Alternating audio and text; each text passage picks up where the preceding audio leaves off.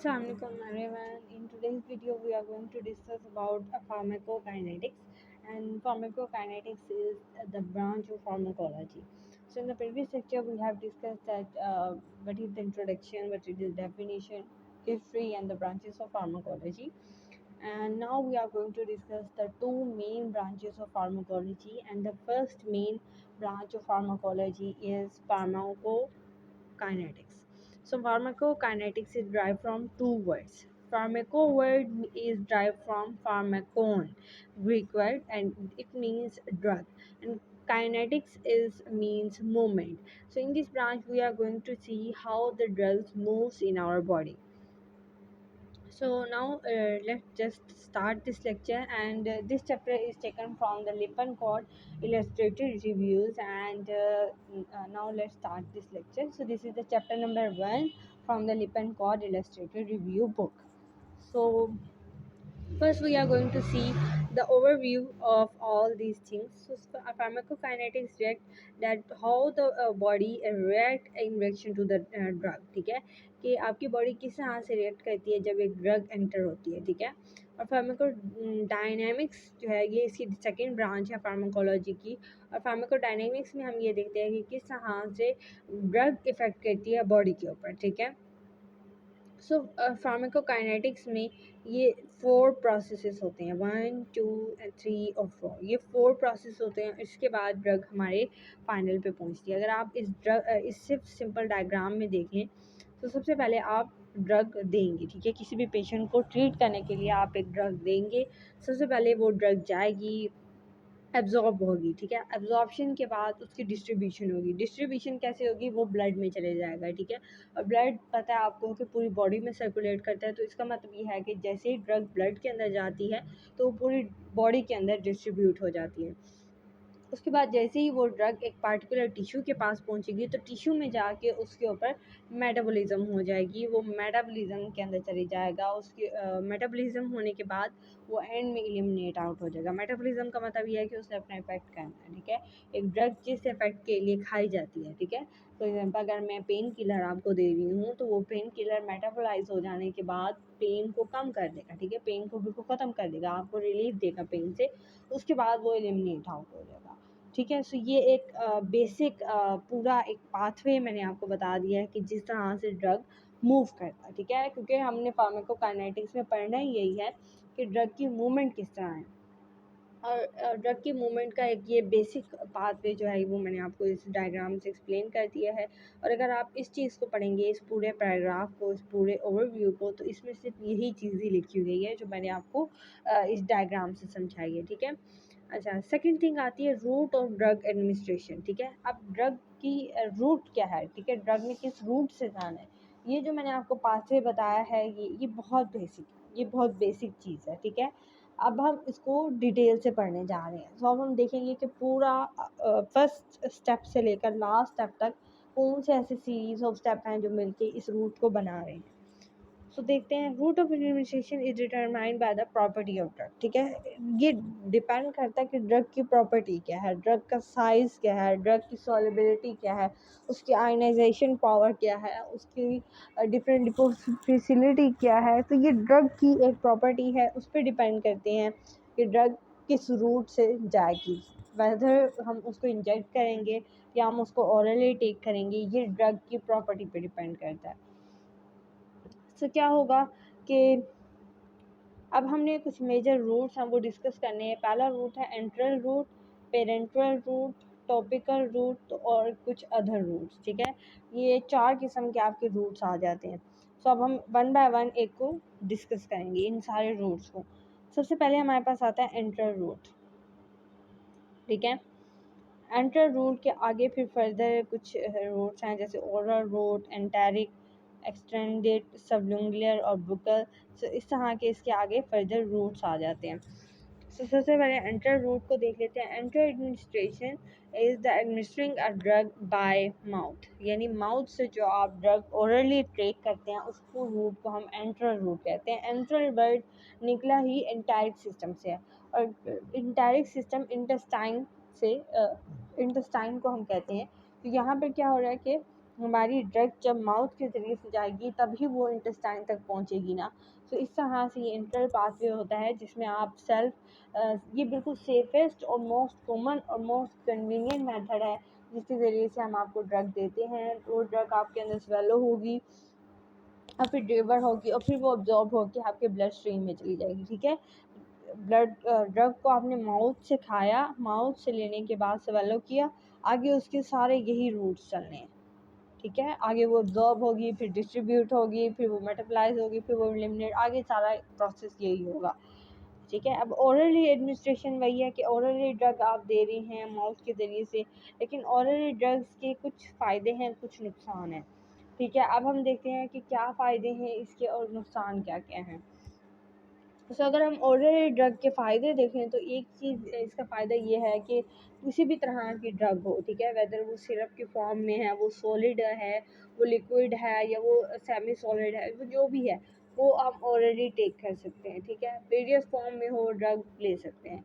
दूसरी इसका फ़ायदा ये है कि किसी भी टाइम ले सकते हैं, ये नहीं आपको फिक्स नहीं करना पड़ता। ऑलरेडी ड्रग जो है वो मोस्टली ड्रग्स जो हैं वो किसी भी टाइम खा सकते हैं। कुछ ड्रग्स का स्पेसिफिक होता है और वो पेशेंट की कंडीशन को देख के स्पेसिफिक किया जाता है। सेकंड थिंग आ जाती है डोजेज फॉर्म। आप डोजेज भी डिसाइड कर सकते हो कि हमने इस पेशेंट को इतने मिलीग्राम देना है, इतने मिलीग्राम देना है, इतने मिलीग्राम देना है, सिरप का 1 चम्मच देना है या 2 चम्मच देने हैं, ये डिपेंड करता है। और ये चेंज कर सकते हैं हम जब हम ओरली ड्रग को देते हैं। इसके अलावा जब हम ओरली ड्रग को देते हैं तो हम उसके अंदर डिफरेंट किस्म के फ्लेवरिंग एजेंट्स ऐड करते हैं ताकि आपको फ्लेवर अच्छा लगे। ठीक है, और इसी की तरह से हम लोग जब ओरली ड्रग टेक करते हैं तो हम उसका कलर देखते हैं, हम उसका टेस्ट देखते हैं, हम डिफरेंट चीज़ें उनके अंदर मेंटेन करते हैं। इसी तरह लार्ज जब डोजेज फॉर्म हमने डिसाइड करनी होती है, किसी पेशेंट है उसको हमने जो है ना ज़्यादा डोजेज फॉर्म की ड्रग देनी है, सिर्फ 50 मिलीग्राम नहीं देना, हमने उसे 500 मिलीग्राम की जो है टैबलेट देनी है, तो हम वो ओरली दे सकते हैं। ठीक है, पेशेंट टेक कर सकता है ओरली। सो इस ये कुछ बेनिफिट्स आ जाते हैं ओरल रूट के। अब ओरल रूट के ये नहीं कि सिर्फ बेनिफिट्स ही हैं, इसके कुछ नुकसान भी हैं। अब नुकसान की अगर हम बात कर लेते हैं तो एक तो नुकसान तो ये है कि एज पे डिपेंड करता है।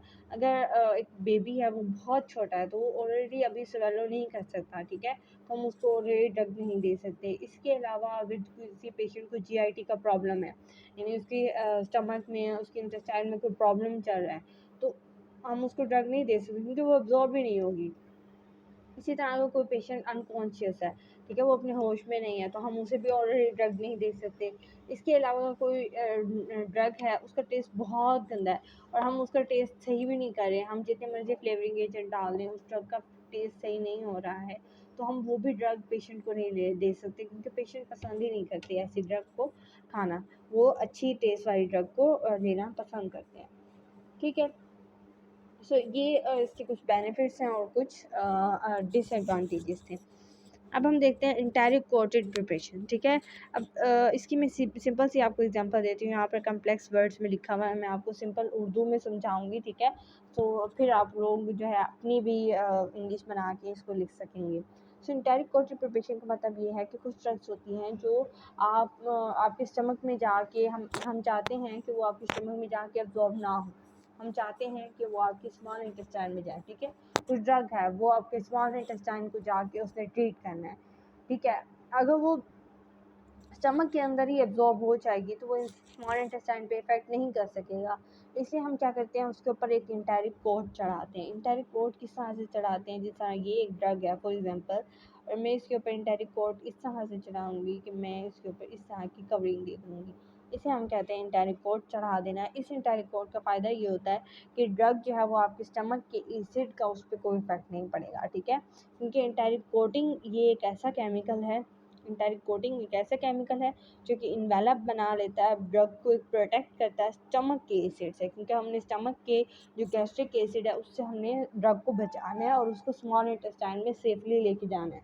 तो इसके लिए हमें इस इंटायरिक कोट की ज़रूरत पड़ी है। जब जैसे ही ये फिर जाएगा कोट जो है स्मॉल इंटेस्टाइन के अंदर, फिर ये डिज़ोल्व हो जाएगा अल्कलाइन मीडियम के अंदर और ड्रग जो है वो रिलीज़ हो जाएगी। इसकी एग्जांपल में ओप्रा पैराज़ोल की एग्जांपल इन्होंने दी हुई है। इसी तरह आप एस्पिरिन की भी एग्जांपल दे सकते हैं। तो एस्पिरिन आई थिंक के बेस्ट एग्जांपल हो जाती है। इसके अलावा एक्सटेंडेड रिलीज प्रिपरेशन कुछ होती हैं। एक्सटेंडेड रिलीज प्रिपरेशन उनको हम एब्रीवेटेड कर रहे हैं या XR से भी हम इसको रिप्रेजेंट करते हैं। ये स्पेशली कोटेड इंग्रेडिएंट्स होते हैं जो कि ड्रग के कंट्रोल को रिलीज़ करते हैं, allowing for the slower absorption for prolong duration of action. ठीक है। अब कुछ ड्रग्स होती हैं जो हमने क्या करना है, हमने उसको आहिस्ता आहिस्ता पेशेंट को देना है। ठीक है। कुछ ऐसे इंजेक्शंस भी होते हैं जो हम पेशेंट को आहिस्ता आहिस्ता देते हैं। जैसे फॉर एग्जांपल पहले थोड़ा सा इंजेक्ट किया, फिर रुक कर, फिर थोड़ा सा और इंजेक्ट किया, फिर रुक जाते हैं हम। सो ये कंडीशंस होती हैं। ठीक है। हर कंडीशन सेम नहीं होती है, तो उस कंडीशन के लिहाज से हमने इस तरह से किया। सो कुछ इसी तरह ही एक्सटेंडेड रिलीज प्रिपरेशन। एक्सटेंड का मतलब क्या होता है? एक्सटेंड करना, किसी चीज़ को लंबा करना। तो एक्सटेंडेड रिलीज ये भी ओरली जो इंटरनल रूट है उसी के अंदर ये आ जाती है। अच्छा ठीक है। और इसको डिनोट किससे करते हैं? हम ER और XR से डिनोट कर रहे हैं। ठीक है। एंड एक्सटेंडेड रिलीज प्रिपरेशन, तो ये प्रोलॉन्ग इफेक्ट के लिए हम इस तरह से काम करते हैं। इसके अलावा नेक्स्ट है हमारे पास सबल्यूनर और बुक्कल। सबल्यूनर का मतलब यह है कि हम सबल्यूनर, सब का मतलब क्या है? बिलो, और लुमिनर का मतलब क्या है? टंग। यानी हम टंग के नीचे जो है इनको रखते हैं और ताकि ये हमारी बॉडी के अंदर जाए। अब टंग के नीचे रखने का क्या फ़ायदा, आपको क्या लगता है? बिल्कुल सिंपल है। अगर आप देखें भी सही तो हमारे टंग के नीचे कैपिलरी का रिच सप्लाई होता है। अब कैपिलरी के रिच सप्लाई से आपको क्या बात समझ में आ रही है? मतलब ये है कि एब्जॉर्प्शन ईजी है। अगर आप ड्रग को टंग के नीचे रखते हैं तो क्या होगा कि आपकी एब्जॉर्प्शन ज़्यादा होगी, ज़्यादा जल्दी से ड्रग जो है वो आपकी उसमें चला जाएगा, ब्लड में चला जाएगा। ठीक है। सो अगर हमने कोई इमरजेंसी केस है और उसमें हमने ड्रग देनी है तो उसमें हम इसी तरह से करते हैं। ड्रग जो है वो पेशेंट की टंग के नीचे रख देते हैं और फिर इजीली वो पूरे सिस्टमिक सर्कुलेशन में सर्कुलेट हो जाती है। अब हम लोग देख लेते हैं इसके कुछ बेनिफिट्स। सबलिमिनल जो के बेनिफिट्स ये हैं कि ये इमरजेंसी केस में होता है। ठीक है। अगर आपको कोई भी इमरजेंसी केस में आपने अब्जॉर्प्शन करवानी है, आपने डिसोल्यूशन करवानी है, वो जल्दी से हो जाएगी। ठीक है। और अच्छा, इसका एक और फ़ायदा ये है कि ओरल कैविटी के अंदर सलाइवा होता है। ठीक है। और सलाइवा से हमने बचाना है तो हम इस पे सबलिमिनल जो एरिया है या सबलिमिनल जो रूट है वो हम अडॉप्ट कर लेते हैं ताकि हम अपनी ड्रग को सलाइवा से बचा सकें। अच्छा, बुक्कल कैविटी अगर आप देखें यहाँ पर एक तो हो गया सबलिमिनल, ठीक है, एक है बुक्कल, ये दो चीज़ें हैं। एक है ज़बान के नीचे, ठीक है, एक है बुक्कल कैविटी। अगर बुक्कल कैविटी की आप बात करें, बुक्कल कैविटी को हम ओरल कैविटी भी कहते हैं। सो ओरल कैविटी वो कैविटी है जो आपके चीज़ के अंदर है। ठीक है। अब अगर आप देखें अगर अपने अपने चीज़ को तो उसमें भी कैपिलरी का रिच सप्लाई होता है। अब क्योंकि कैपिलरी का रिच सप्लाई है तो यहाँ से भी ड्रग की एब्जॉर्प्शन के बहुत ज़्यादा चांसेस होते हैं। सो ये रूट सारे आ जाते हैं ओरल एंट्रल रूट के अंदर। ठीक है। एंट्रल रूट के अंदर एक और रूट आता है जो यहाँ पर मेंशन नहीं किया गया है। इस रूट को हम लोग कहते हैं रेक्टल रूट। Rectal route. इस रेक्टल रूट में क्या होता है? रेक्टल का मतलब क्या है? रेक्टम से, यानी यहाँ पर हम रेक्टम से किसी भी चीज़ को इंजेक्ट कर सकते हैं। सो कुछ बच्चे जो हैं उनको कंस्टिपेशन से प्रिवेंट करने के लिए हम रेक्टल रूट से भी ड्रग भेजते हैं ताकि उन्हें फ़ौरन कंस्टिपेशन से जो है वो बचाया जा सके, उनको कंस्टिपेशन से बचाया जा सके। सो रेक्टल रूट भी एंट्रल रूट की एक टाइप है। ठीक है।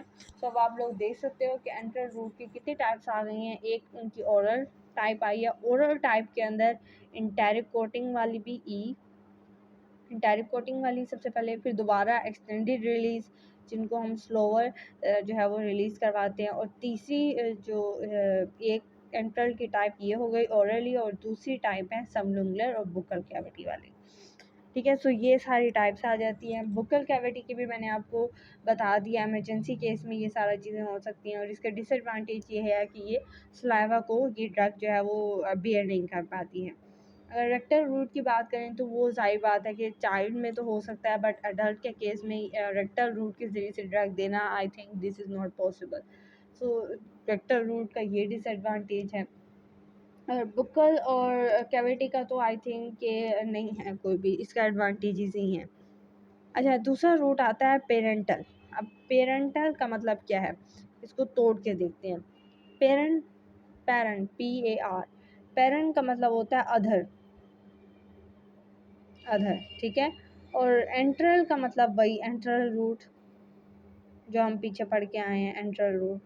सो मतलब एंट्रल रूट के कोई अलावा ये पाथ है, और ये अलावा उसके पाथ क्या है कि हम डायरेक्टली ड्रग को सिस्टमिक सर्कुलेशन में दें, और डायरेक्टली सिस्टमिक सर्कुलेशन में भेजने का रूट इंजेक्शन है।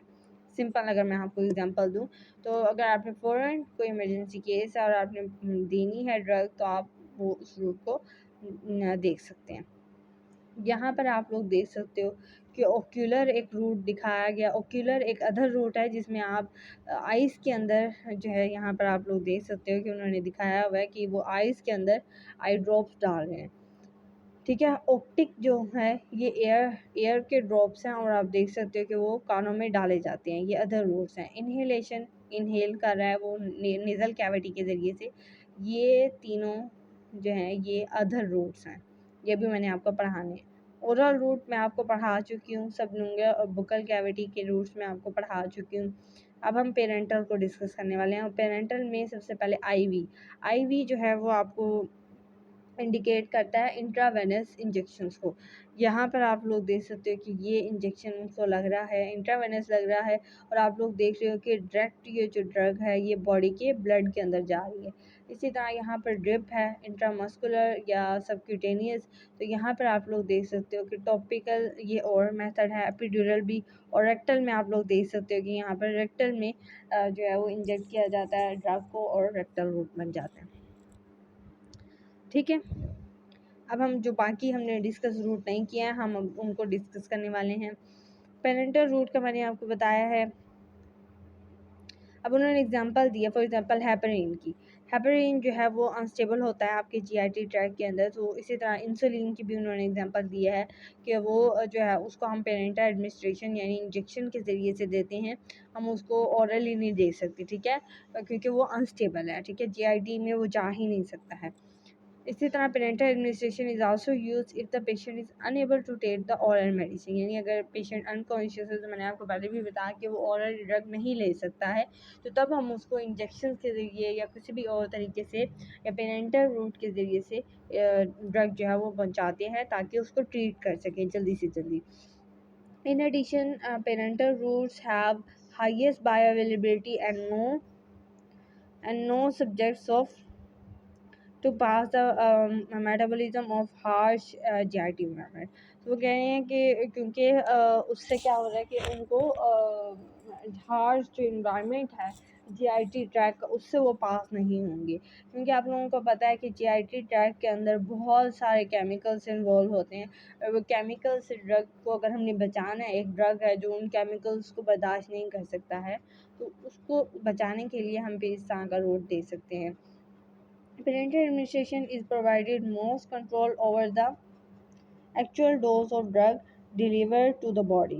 However, these routes of administration are irreversible. ये irreversible नहीं है, एक दफ़ा अगर आपने कोई चीज़ इंजेक्ट कर दी है, आप उसको वापसी बाहर नहीं निकाल सकते। So it is irreversible. तो आप यहाँ पर अपने नोट्स में कर सकते हैं कि पेरेंटल रूट का ये एक डिसएडवांटेज है कि आप इसको इरिवर्सिबल नहीं कर सकते हैं, जबकि जो ओरल रूट है डैट कैन बी रिवर्सिबल, ये रिवर्स हो सकता है। आपने अगर कोई गलत चीज़ जो है वो खा ली है, तो आप उसको वॉमिटिंग के ज़रिए से निकाल सकते हैं।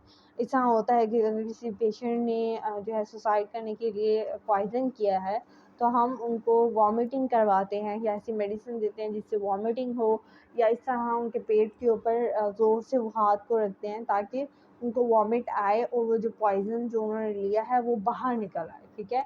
ऐसा हाँ भी किया जा सकता है, इसके रिवर्स करने के कुछ चांसेस हैं। जबकि पेरेंटल जब आप दे देते हैं, आप एक इंजेक्शन लगा दिया, आप उसको वापसी नहीं ला सकते, वो फ़ौरन बॉडी में डिस्ट्रीब्यूट हो जाएगा। अच्छा, इसके अलावा आप देख सकते हैं and may cause fair pain, local tissue damage भी हो सकता है, इन्फेक्शन भी हो सकते हैं। तो ये इसके एक्चुअली में वो आपको इसके डिसएडवांटेज दे रहे हैं। एक, इससे पेन होगा, इससे आपको इन्फेक्शन कोई हो सकता है, इंजेक्शन से इन्फेक्शन होते हैं अगर सही तरह ना लगाया जाए, ठीक है। अगर सही आप कंडीशंस में आप उसे लगा रहे हैं तो कुछ नहीं होगा, लेकिन अगर आपने कुछ भी केयरलेस किया तो वो आपको लोकल टिश्यूज़ को डैमेज भी कर सकता है, जिसकी वजह से कैंसर तक हो सकता है। सो ये कुछ फ़ायदे भी होते हैं हर चीज़ के और कुछ नुकसान भी होते हैं। सो ये इस रूट के नुकसान थे। ओवरऑल के मैंने एडवांटेजेस और डिसएडवांटेजेस सब आपको बता दिए थे। 3 मेजर पेरेंटल रूट्स आर। अब ये जो है सारे जितने भी पेरेंटल रूट्स हैं उनको हम बारी-बारी में डिस्कस करेंगे। सबसे पहला जो रूट है वो आपको पता है इंट्रावेनस जो है वो रूट आ जाता है। और इंट्रावेनस को हम इंट्रा आर्टेरियल भी कहते हैं, ठीक है। इंट्रा आर्टेरियल का मतलब क्या है कि हम आर्टरीज में दे रहे हैं। इंट्रा एक है इंट्रावेनस यानी वेन्स के अंदर, और दूसरा हम इसको कहते हैं इंट्रा आर्टेरियल। दो रूट्स हैं, ठीक है। आर्टरीज में भी आप इंजेक्ट कर सकते हैं, वेन्स के अंदर भी आप इंजेक्ट कर सकते हैं। दूसरा रूट जो आता है वो हमारे पास इंट्रामस्कुलर का रूट आता है, यहाँ आप देख सकते हो। और तीसरा सबक्यूटेनियस रूट आता है। सो अब इंट्रावेनस को हम लोग देख सकते हैं। Intravenous is the injection most common parenteral route है, useful for the drugs that are not absorb already, जो ऑलरेडी नहीं ले सकते आप उनको, ऐसे जैसे न्यूरोमस्कुलर ब्लॉकर्स आ जाते हैं, उनको आप ऑलरेडी नहीं ले सकते हैं तो उनको हम इसी तरह इंजेक्ट करते हैं। Delivery permits a rapid effect and maximum degree of control over the amount of drug. When injected as a bolus, full amount of drug is delivered into the systemic circulation most immediately. ये immediate तरीका है, ये इसका benefits वो आपको बता रहे हैं कि ये immediate process है, यानी फास्टली जो है वो ड्रग की एब्जॉर्प्शन ही हो जाती है और जो है वो ड्रग जो है वो डायरेक्ट चला जाता है, यानी एब्जॉर्प्शन की या उसकी मतलब उसकी होल मैकेनिज्म से जीआईटी की गुजरने की ज़रूरत नहीं पड़ती है। अच्छा, इसके अलावा drug is infused over a long period of time. Drug का जो इफ़ेक्ट है वो भी लॉन्ग टर्म होता है। Long term effect of drug रहता है, जो पूरी बॉडी के अंदर सर्कुलेट हो गया है ना। इसके अलावा resulting in lower peak of plasma concentration, increase in the duration circulating level, कि अगर आपने एक ड्रग दी है, इंजेक्ट की है, तो प्लाज्मा लेवल में उस ड्रग की कंसंट्रेशन इंक्रीज हो जाएगी। So it is advantageous for the drug that cause irritation when it is administered through other routes. So ये ड्रग्स के लिए अच्छा है जो इरिटेशन काज कर सकते हैं। सो वो ड्रग जो है वो ड्रग उधर चली जाएगी। फॉर एग्जांपल कोई ड्रग है जो आपकी जीआईटी को डैमेज कर सकता है, उसको हम ड्रग इंजेक्शन के ज़रिए से दे देंगे ताकि वो बच जाए। इसी तरह अनलाइक अदर ड्रग्स जो कि ओरली दी जाती हैं, they are can not be injected, can not be record strategy by binding through the activated charcoal. कि हम जो ओरली हैं उनको हम लोग भी इंजेक्शन के ज़रिए से नहीं दे सकते हैं, क्योंकि वो एक्टिवेटेड चारकोल से बाइंड करके देते हैं। इंजेक्शन में भी in adversary introduce infection through the contamination at the site of injection. वे कह रहे हैं कि इन्फेक्शन हो सकते हैं क्योंकि कंटेमिनेटेड साइट पे अगर वो करें तो इससे कुछ इन्फेक्शन होने के भी चांसेस हैं। तो एक और इसका डिसएडवांटेज आया कि इन्फेक्शन हो सकता है, ठीक है। और इसके अलावा जी it is precipitated the blood constituent include haemolysis में काज एनी एडवर्स रिएक्शन, ठीक है। आपकी हीमोलाइसिस हो सकती है और कुछ और जो है वो, हीमोलाइसिस का मतलब क्या है कि ब्लड सेल्स की ब्रेकडाउन हो सकती है इस तरह से। सो ये चीज़ आ गई। अब हम देखते हैं इंट्रामस्कुलर का क्या है। आईएम से इसको डोनेट करते हैं, इसको आईवी से डोनेट करते थे। So drug inspiration IM can be aqueous solution भी हो सकता है, easily rapidly absorb in specialized depot preparation, they are absorb slowly, ठीक है। तो ये अब्जॉर्ब क्या होंगे स्लोली। इंट्रामस्कुलर से समझ क्या आ रहा है, यानी आपका मसल होगा, कोई भी एक इस तरह का आपका मसल है, उसके अंदर आप इंजेक्ट करोगे और वो ईजिली जो है वो आपका अब्जॉर्ब जो है वो अब्जॉर्ब उसका जो है स्लोली होता है। Deport preparations are often suspended on suspension of the drug in non-aqueous vehicle, यानी आपने नॉन एक्वस व्हीकल लेना है और उसके अंदर सस्पेंड करना है अपनी ड्रग को। As a vehicle diffuses out of the muscle, drug precipitated at the site of injection. So जहाँ पर इंजेक्शन हुआ है वहाँ पर ड्रग प्रेसिपिटेट हो जाएगी। So drug then dissolves slowly and providing a sustained dose over the extended period of time. For example, sustained release drugs are ये. So यहाँ पर हम लोग इसको कह रहे हैं सस्टेन रिलीज कुछ ड्रग्स होती हैं जो कैसे प्रिपेयर होती हैं, हम उनको नॉन एक्वस सोल्यूशन में डालते हैं और नॉन एक्वस सोल्यूशन में डालने से क्या होगा कि वो सस्पेंड हो जाएंगी. इन ड्रग्स को हम सस्पेंडेड ड्रग्स कहते हैं. ठीक है, तो ये इसकी एग्जांपल भी उन्होंने आपको दिया है हेलो पेरिडोल. ठीक है, तो इंट्रामस्कुलर के अंदर एक और आ जाता है that is what suspended drugs.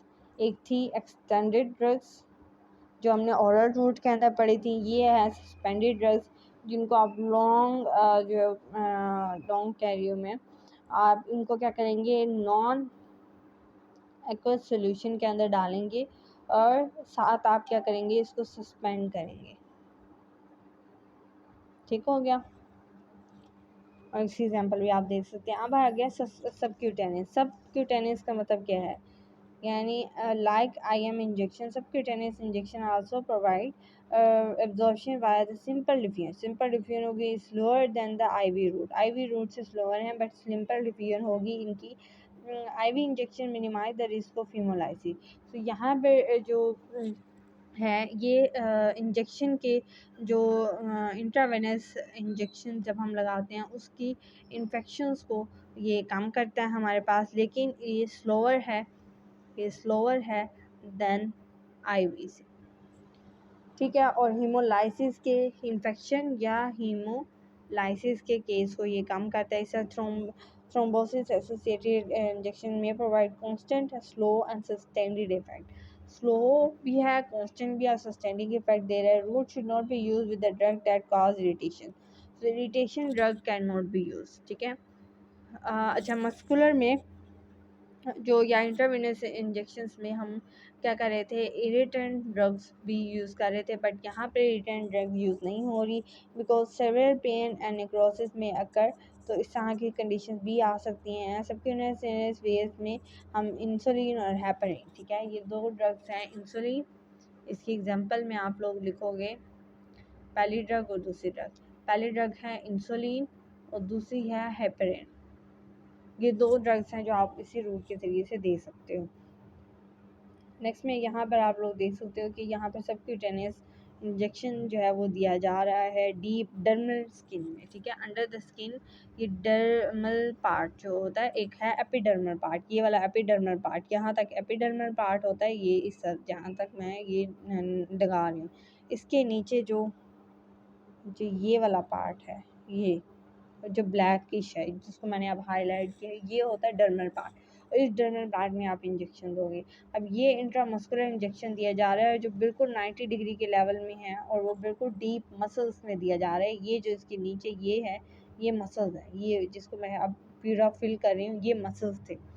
ठीक है, सो ऊपर वाली लेयर एपिडर्मल है, फिर डर्मिल आप डर्मिस लेयर आ जाती है और सिर्फ फिर सबक्यूटेनियस टिश्यूज़ आ रहे हैं.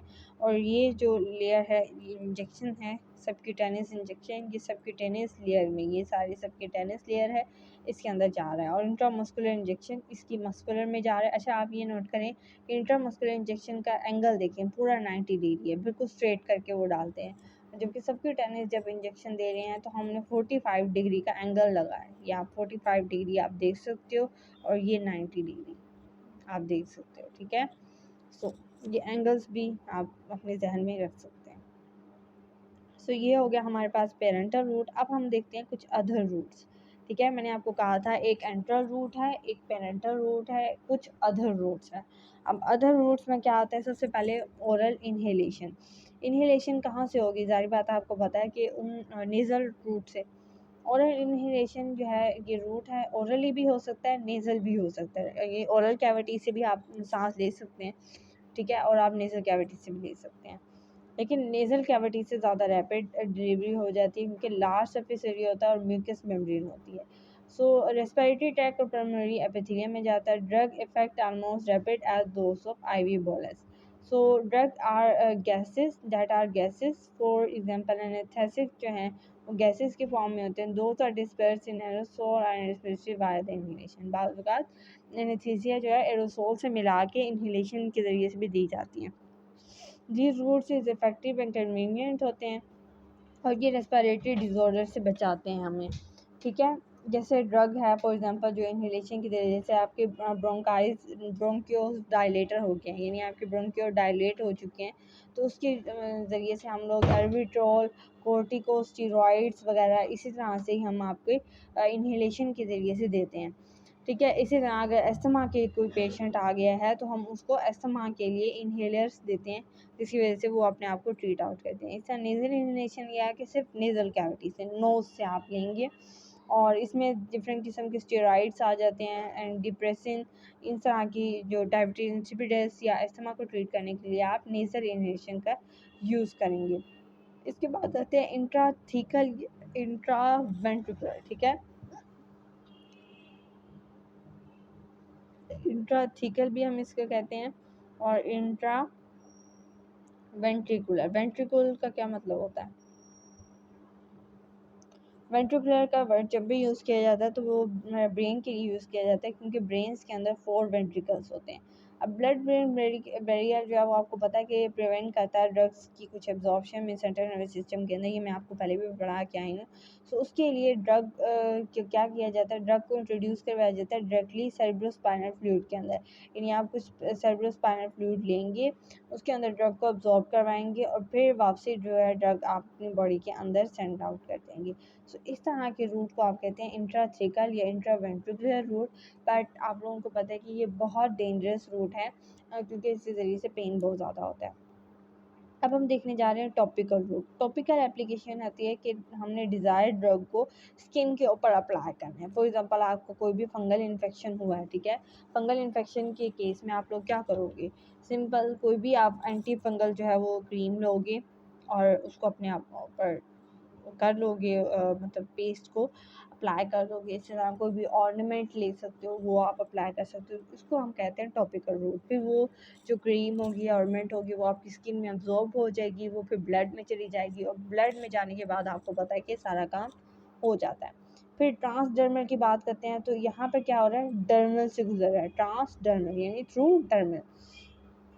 So transdermal में भी जा रहे हैं, rate of absorption in might depending upon the physical state of the skin at the site of application, कि कौन सी स्किन की साइट है उस पर डिपेंड करता है ट्रांसडर्मल रूट, ठीक है। सो ये कहाँ से जा रहा है, थ्रू डर्मल। डर्मल आपको पता है स्किन की लेयर है। सो कि लिपिड की सॉल्युबिलिटी, ड्रग क्या है, लिपिड सॉल्युबल है या फैट सॉल्युबल है, इस पे भी डिपेंड करता है। इसमें ड्रग की एग्जांपल भी आपको दी गई है। एक रेक्टल रूट, रेक्टल रूट जो है वो मैंने आप लोगों को ऑरली रूट में पढ़ाया है, क्योंकि रेक्टल रूट का ताल्लुक है गैस्ट्रोइंटेस्टाइनल ट्रैक्ट से, ठीक है। क्योंकि आपको पता है कि अगर हम रेक्टम से कोई भी ड्रग दे रहे हैं तो वो एनएस में जाएगा, फिर रेक्टम में जाएगा, रेक्टम के बाद उसने कहाँ जाना है, लार्ज इंटेस्टाइन में जाना है, लार्ज इंटेस्टाइन से स्मॉल इंटेस्टाइन में, और फिर वो अब्जॉर्ब होगी ड्रग। तो यहाँ पे क्या है, जेआईटी के पार्ट्स इन्वॉल्व हो रहे हैं। तो इसलिए हम रेक्टल रूट को यहाँ पे कंसिडर नहीं करेंगे, हम इसको ओरली जो रूट था उसमें कंसिडर करेंगे। So 50% of drainage of rectal region होती है, bypass portal circulation, bio information of drugs is liver in minimise in rectum. So यहाँ पर लीवर से वो ड्रग नहीं गुजरेगा, ठीक है, क्योंकि हमने पढ़ा है कि यहाँ पर बहुत सी ड्रग्स होती हैं जो लीवर में जाके मेटाबोलाइज हो रही होती हैं, बट यहाँ पर लीवर में नहीं जाएगा वो। Rectal route is additional advantage of prevention of destruction of drugs in the GIT environment। ये भी यही है कि ड्रग को GIT के इन्वायरमेंट से वो बचा लेगा, क्योंकि GIT के ज़्यादातर जो हार्मफुल एसिड है वो स्टमक में है। तो इस तरह से ये है कि जब हम रेक्टल रूट से भेजेंगे तो ड्रग जो है वो स्टमक की में नहीं जाएगा, उसके नीचे वाले पार्ट्स में होगी। इस तरह अगर कोई भी रूट है is use when the drug is introduce, जब हमने वॉमिटिंग करवानी हो, ठीक है, जब हमने वॉमिटिंग करवानी हो, तो वॉमिटिंग के लिए ये यूज़फुल है। इसके अलावा अगर हम आप लोग देखते हैं, when given orally patient is already vomiting, so patient is unconscious, so rectal route is most commonly, rectal absorption is often erratic and incomplete, ठीक है, ये इनकम्प्लीट होता है हमेशा से। और मतलब इसके डिसएडवांटेज ये बता रहे हैं, और इरेटिक है, मैनी ड्रग्स इरिटेट इरिटेशन भी हो सकती है इसके अंदर, ये भी इसका इन्होंने डिसएडवांटेज दिया है। इरेक्टल म्यूकोसा के अंदर कुछ इरिटेशंस काज कर सकता है ये रूट, ठीक है।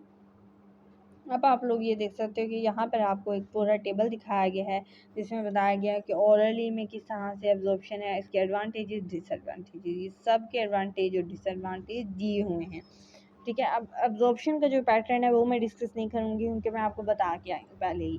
एडवांटेज और डिसएडवांटेज को हम एक दफ़ा फिर डिस्कस कर देते हैं। ओरली का एडवांटेज क्या, सेफेस्ट है, मोस्ट कॉमन और कन्वीनियंट मेथड यही है। डिसएडवांटेज ये है कि एब्जॉर्प्शन ड्रग की बहुत ज़्यादा कम हो जाती है। इसके अलावा अगर हम देखें तो फूड भी इफ़ेक्ट करती है ड्रग को, ठीक है, जो फूड के साथ ही है ना, पेशेंट की कंप्लेंट्स पे डिपेंड करती है। इसके ड्रग में भी apply before the systemic absorption.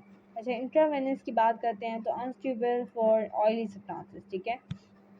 कोई भी ऑयली सब्सटेंस है वो नहीं जा सकेगा ना, क्योंकि ऑयल ब्लड के अंदर इजीली सॉल्युबल नहीं होगा। बोलस इंजेक्शन में भी result in reverse effects, most substances must slowly injected. कुछ बहुत सारे सब्सटेंसेस हैं जिनको स्लोली इंजेक्ट करना होता है, बट इंट्रावेनस को हम स्लोली इंजेक्ट नहीं कर सकते हैं। सबक्यूटेनियस में जो है ये पेन, नेक्रोटिस, ये वगैरह ड्रग इरिटेशन जो है ये सारी चीज़ें हो सकती है। इंट्रामस्कुलर के अंदर क्या है, लैब टेस्ट होने चाहिए, वो इफ़ेक्ट करते हैं, पेनफुल है ये बहुत ज़्यादा। इसके अलावा हीमोरेपिज हो सकती है, इस तरह की केसेस भी आते हैं। ट्रांसडर्मल जब हम लोग देते हैं तो सम पेशेंट आर एलर्जिक, ठीक है, एलर्जी होने की केस में भी हो सकता है, हाईली लिपोफिलिक हो सकता है, स्मॉल डोज उसमें देनी चाहिए। रेक्टल में भी आपको बताया मैंने कि इरिटेट हो सकता है और ये वेल एक्सेप्टेड रूट नहीं है, ठीक है। इन्हेलर्स के केस में आप लोग कह सकते हो कि ब्रेन में ज़्यादा जा सकता है ये, रेगुलेटिंग डोज है, और इन्हेलर्स यूज़ करने में पीपल्स को बहुत डिफ़िकल्टी होती है।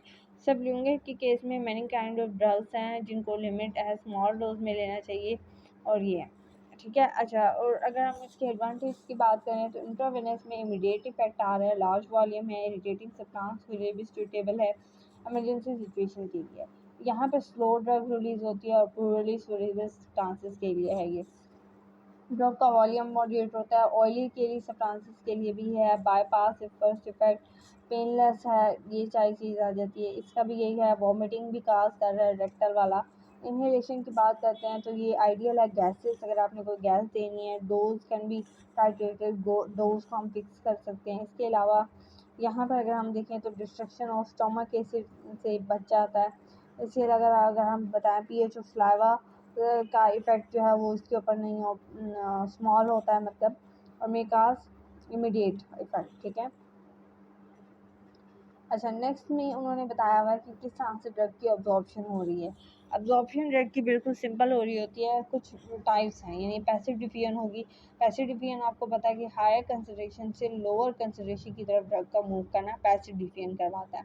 अच्छा, अगर पैसिव डिफियन किसी एक कैरियर प्रोटीन की तरफ से हो रहा है, यानी बहुत सी ड्रग्स होती हैं जो लिपिड सॉल्युबल नहीं होती हैं, उनके जाने के लिए हमें एक कैरियर की ज़रूरत होती है, और जो कैरियर के ज़रिए से जाता है उनको हम फैसिलिटेटिव डिफियन कहते हैं। एक्टिव डिफियन का आप सब लोगों को पता है कि ये अगेंस्ट कंसंट्रेशन ग्रेडियंट मूवमेंट है, जिसमें लोअर कंसंट्रेशन से हायर कंसंट्रेशन की तरफ ड्रग मूव करती है, और एटीपी की प्रेजेंस में, ठीक है। ये against the concentration gradient movement होती है। एंडोसाइटोसिस, एक्सोसाइटोसिस, आई थिंक कि मुझे रिवाइज करने की ज़रूरत नहीं है, आई थिंक आप सब लोगों को इसके बारे में पता है।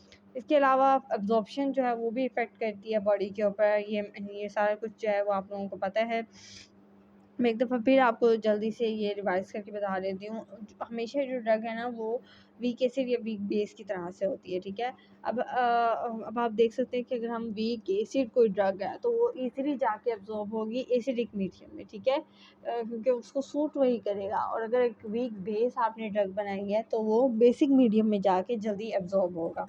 तो ये इफ़ेक्ट करते हैं कुछ ड्रग की एब्ज़ॉर्प्शन को। सबसे पहले आयनाइजेशन या पीएच डिफेक्ट कर रहा है। इसके अलावा फिर ब्लड फ्लो, ठीक है, ब्लड फ्लो जितना कम होता जाएगा उतनी एब्जॉर्प्शन कम होगी, ठीक है। मैं ये यहाँ से आप लोगों को पढ़ा रही हूँ, ठीक है, मैं जल्दी जल्दी में करवा रही हूँ आपको, ताकि आपको इसका जो मेन कंसेप्ट है वो मिल जाए।